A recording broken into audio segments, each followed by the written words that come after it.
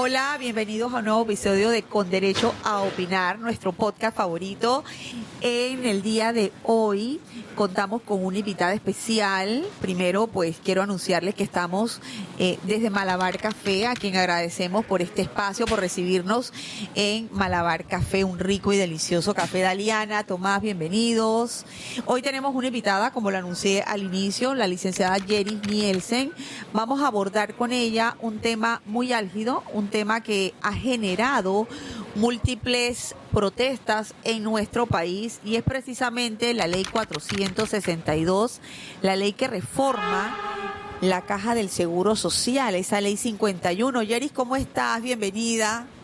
Hola Olivia, Daliana y Tomás, muchísimas gracias por esta invitación. De verdad, para mí es un honor pues poder compartir con ustedes un poco la experiencia y el estudio que hemos hecho a la ley 462, que reformó la ley 51, que es la ley orgánica de la Caja de Seguro Social.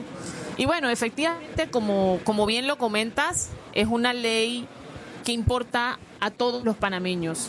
Sea todos los sectores. Exacto, sea el sector en el que estés, seas empresario, empleador, emprendedor, seas asegurado, trabajador eventual, trabajador independiente, a todos definitivamente es un tema que nos afecta, y seguramente por eso es que ha creado tanto ruido entre las personas, porque, a ver, cualquier cambio que se haga en general, pues tiene que ser estudiado, tiene que ser analizado, y uno tiene que ver cómo me afecta esto a mí.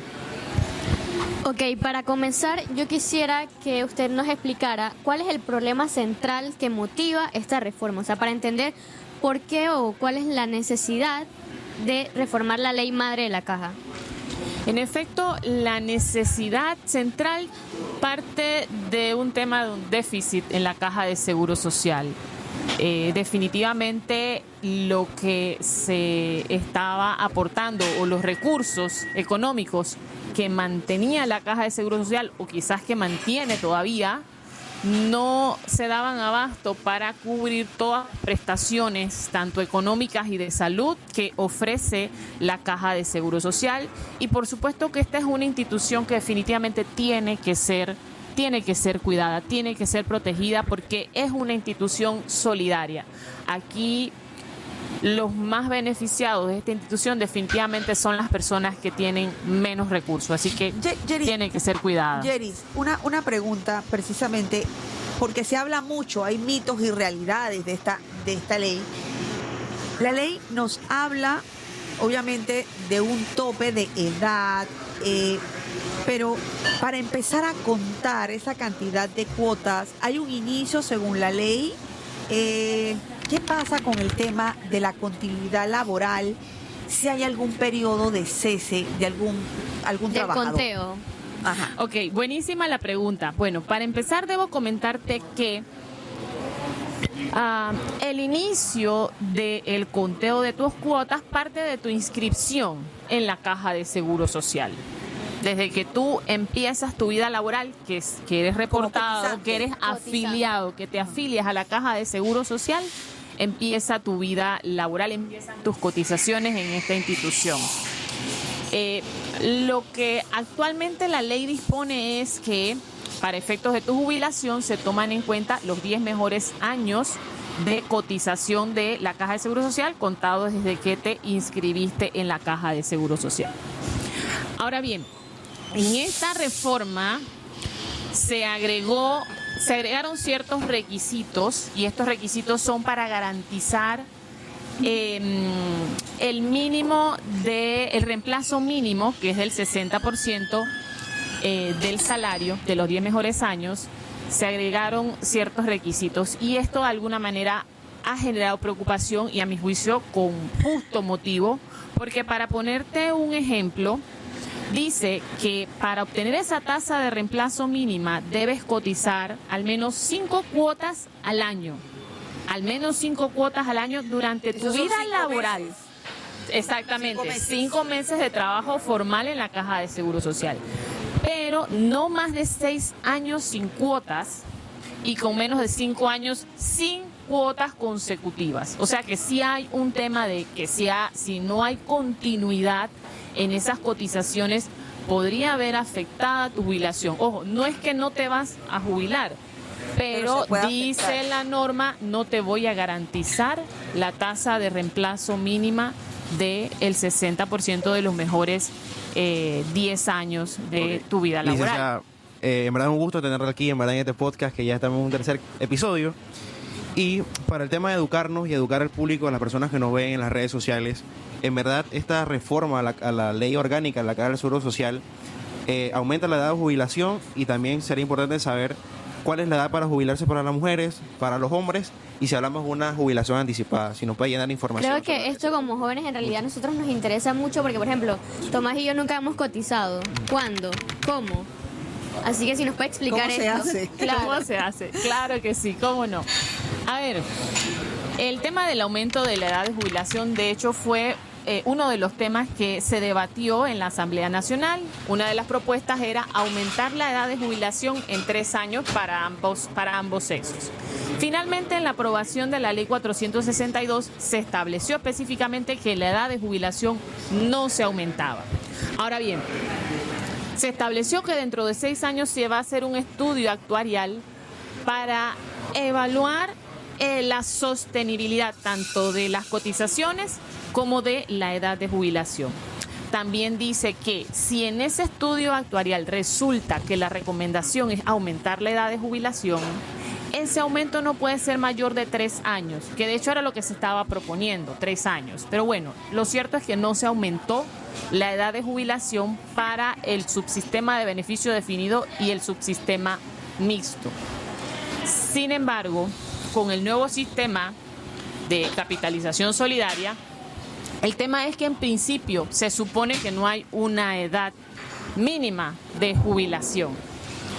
Se entiende que las personas podrían jubilarse a cualquier edad, pero claro, esto tiene sus aristas, porque si te jubilas a los 50 años, no vas a tener la misma jubilación a que Porque te eso sería jubiles una a los anticipada. 65 años, porque todos estos factores van a influir, la edad, la cantidad de cuotas cotizadas van a influir al final en el monto de la jubilación.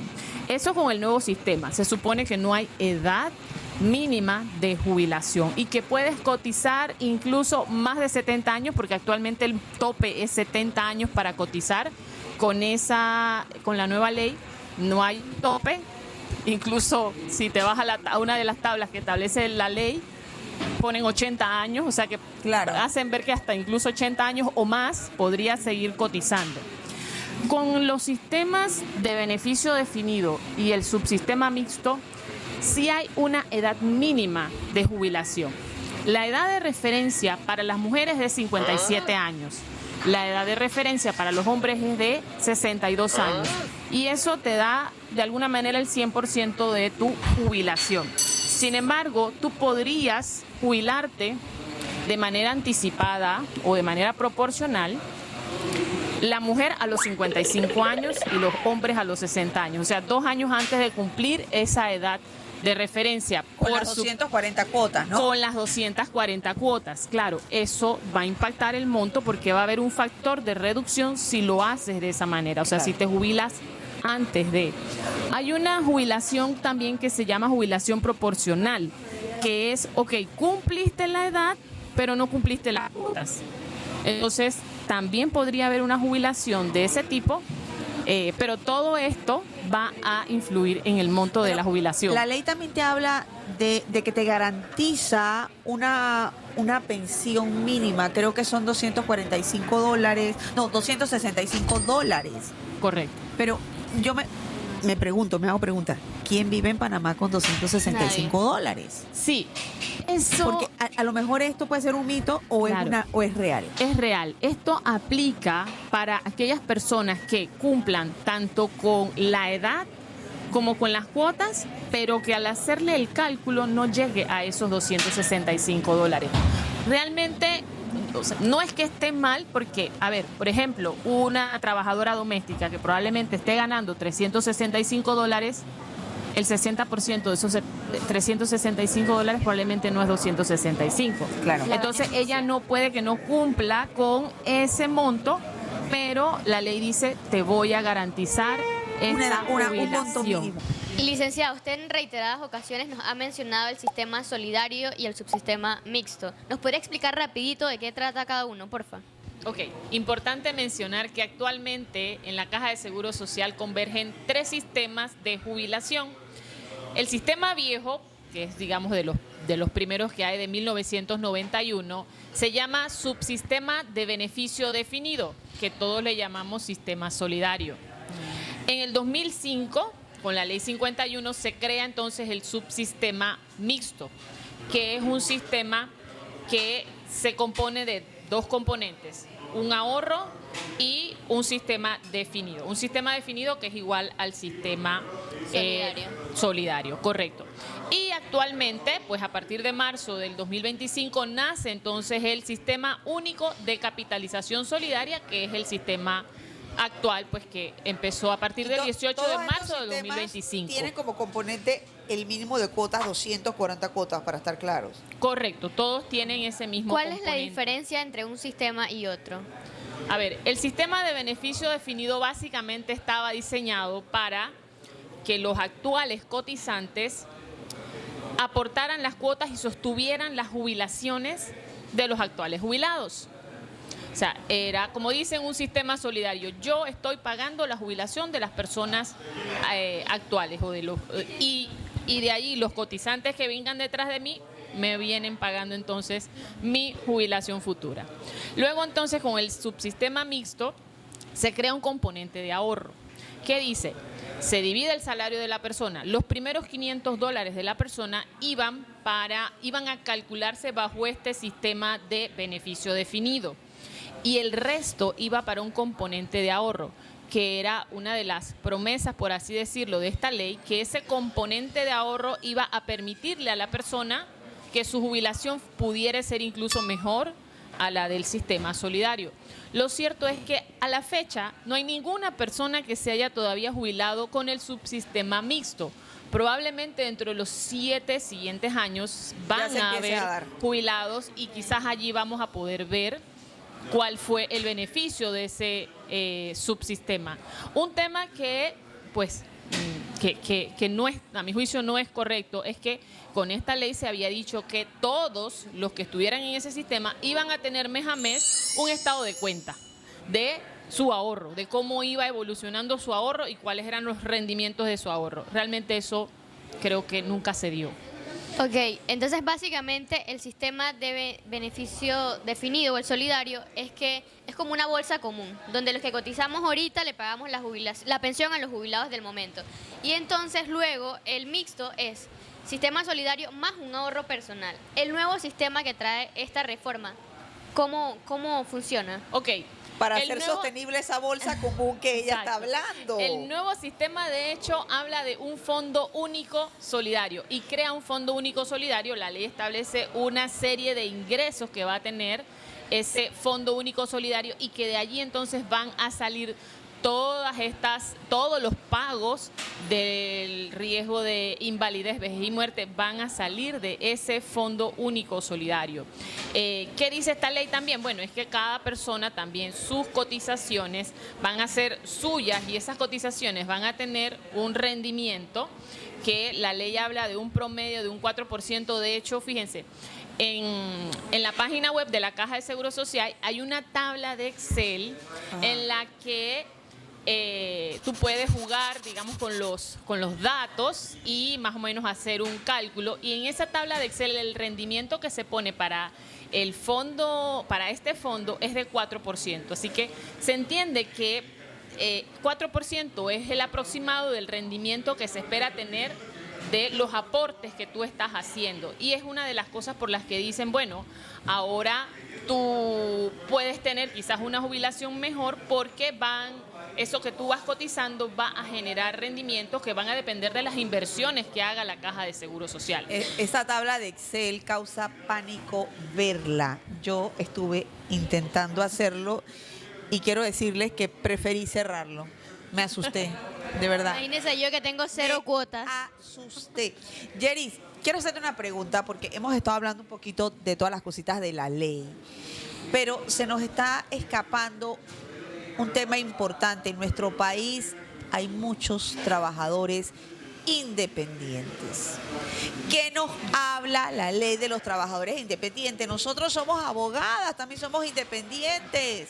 Hay muchos abogados. Estos chicos, Tomás ya el próximo año saca su idoneidad, Daliana está en proceso, son trabajadores independientes. ¿Qué nos dice la ley de esto? Ok. La ley 462 mantiene la obligación de los trabajadores independientes de afiliarse a la Caja de Seguro Social y pagar cuota. Ojo, esta obligación no viene de esta ley, viene de la ley del 2005. Desde el 2005 los trabajadores independientes están obligados a cotizar a la Caja de Seguro Social. La diferencia con esta ley es que ahora sí se establecieron multas si no lo haces.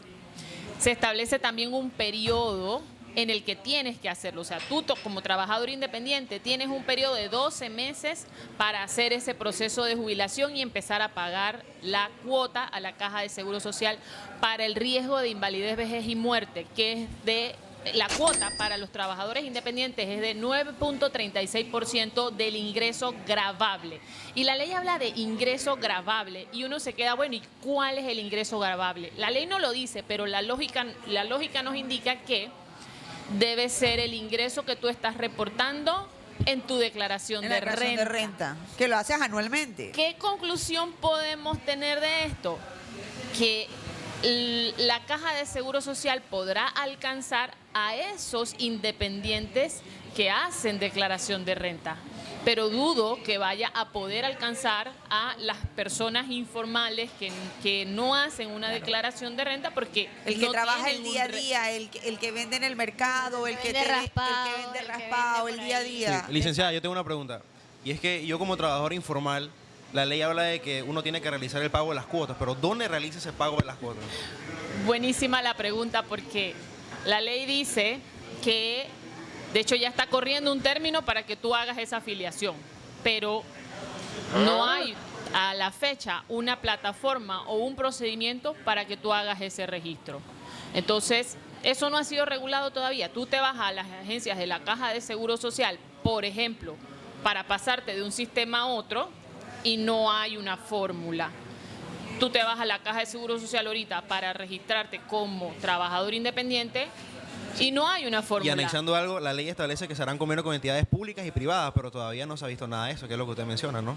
Exacto. Sí. No se ha hecho. Definitivo. Mira, y este punto de los trabajadores independientes es uno de los que Lo que más se discute. controversia ha traído en nuestro país. De hecho, a mi juicio, yo creo que es una de los elementos más importantes de la ley de la Caja de Seguro Social. Insisto, eso no es de ahora, pero se ha hecho mucho énfasis con esta reforma, se ha hecho mucho énfasis en esa obligación. Quiero aclarar ahí un tema y es que pues en un anuncio en redes sociales escuchaba que si no lo hacías la multa iba a ser de $5,000. Eso no es cierto. Tú te vas a la ley de la Seguro Social y establece una multa de $100 para el trabajador independiente que no se afilie a la Caja de Seguro Social. Así tal cual establece la multa, que es de $100. Solo que la ley establece que la sanción por no inscribirte a la Caja de Seguro Social va de $100 a $5,000. Entonces, por eso es que hablan de $5,000. Pero luego, más abajo hay una aclaración, por así decirlo, que la multa para un trabajador independiente que no se afilia a la Caja de Seguro Social es de $100. Ok, yo le quería hacer una consulta porque hay una percepción popular, que es lo que se dice normalmente por la calle, y es que ellos proponen que los jubilados tienen que irse. ¿Por qué los jubilados no se van para su casa si ya aportaron lo que tenían que aportar? Eso lo escuchas en el día a día, en todos lados. Pero los jubilados se sienten productivos y quieren trabajar. Claro, y quieren ahora más seguir que nunca. aportando a Pero la Caja de Seguro Social. la gente propone que los jubilados se vayan para su casa y que den este espacio laboral, estas plazas a los jóvenes desempleados. ¿Qué opinión le merece esta percepción popular? A ver, definitivamente todos estos temas tienen que ser vistos desde las dos caras de la moneda. Definitivamente. Y estoy segura que hay buenos argumentos para decir los jubilados pueden seguir trabajando, y uno de esos es, por ejemplo, en la Constitución se establece el derecho al trabajo, que toda persona tiene derecho al trabajo, independientemente de la edad que tengas, tienes derecho al trabajo.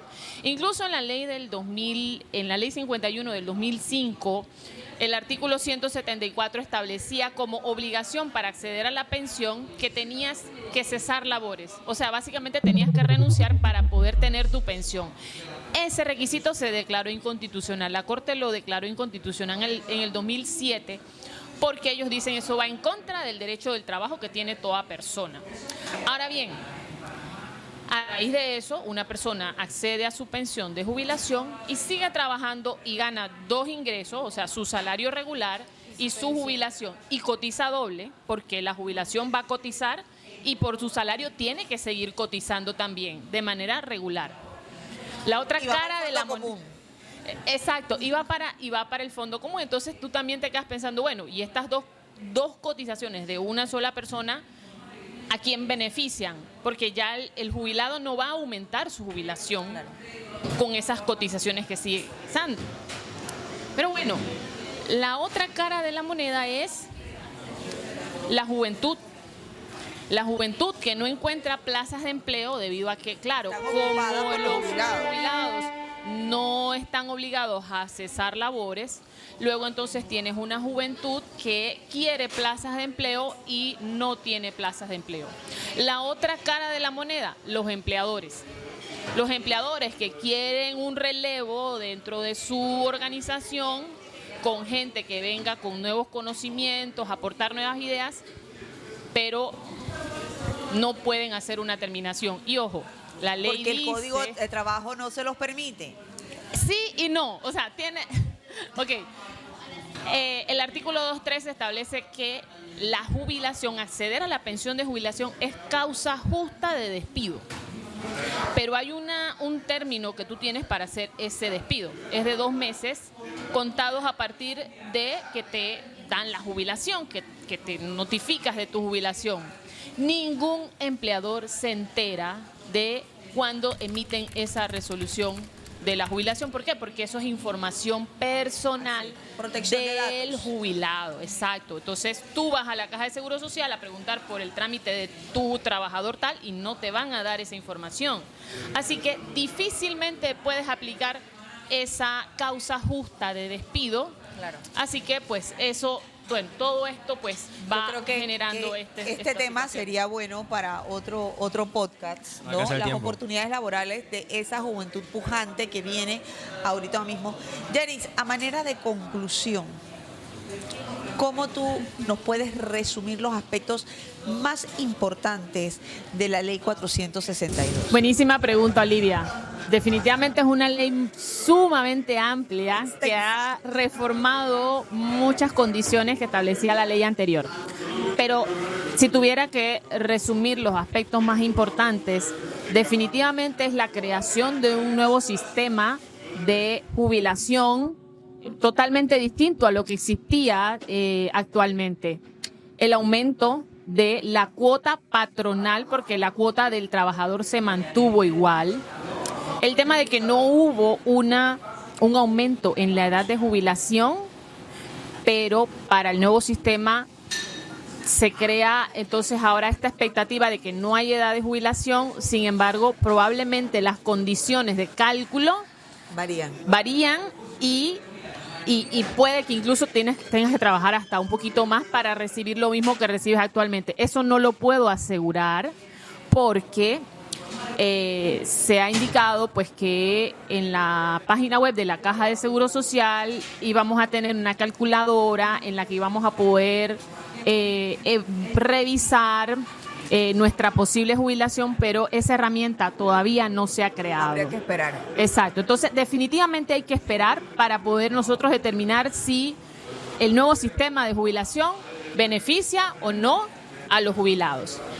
El tema del ahorro voluntario, que ahora no solamente yo voy a cotizar mi cuota del trabajador, sino que voy a poder incluso hacer aportes para aumentar ese monto de la jubilación.